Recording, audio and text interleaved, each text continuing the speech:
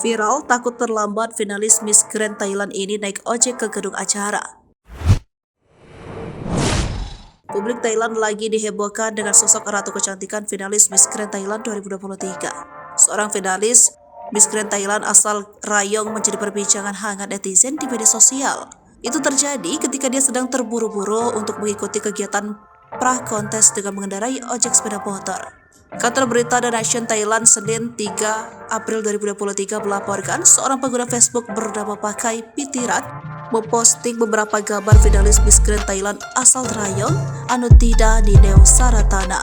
Nineo terlihat tiba di Hotel Swiss Hotel di Jalan Drashada Bisik, Bangkok dengan kostum gaun mengendarai ojek. Sedangkan pemilik sepeda motor terlihat duduk di belakang sebagai penumpang. Dalam video beredar di TikTok, Nineo tampak mengendarai sepeda motor berwarna merah menaiki tanjakan lobi hotel. Setibanya di depan lobi hotel, ia mengambil tasnya berwarna hitam yang digantungkan di ujung stang sepeda motor.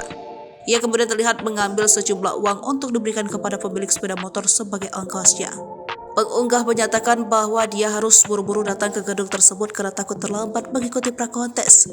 Malam puncak Miss Grand Thailand 2023 akan diadakan di Saudi Chi Hall, Bangkok pada 29 April 2023 mendatang.